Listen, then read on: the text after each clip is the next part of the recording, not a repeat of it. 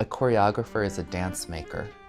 Essentially, it's an individual that utilizes movement of the human body and steps in order to tell a story.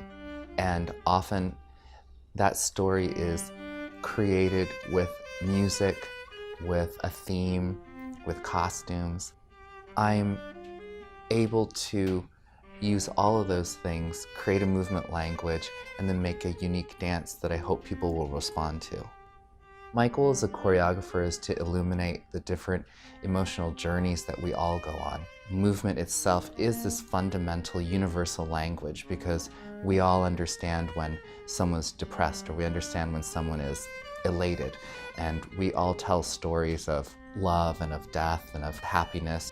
There's something about the human condition itself all across the globe that understands those stories when told through dance. This work is based on an exhibition, The Face of Battle, America at War, 9/11 to now.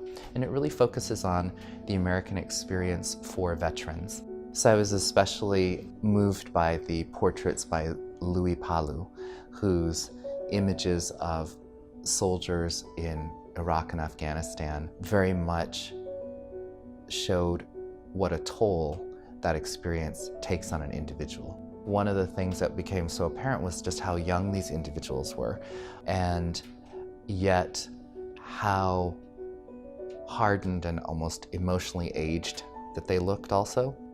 When I looked at the images, spoke to some of the artists, and also took the time to speak to veterans who had returned and live here in Washington, D.C., I realized that a major issue is post-traumatic stress disorder, and how to portray that through movement really became the challenge.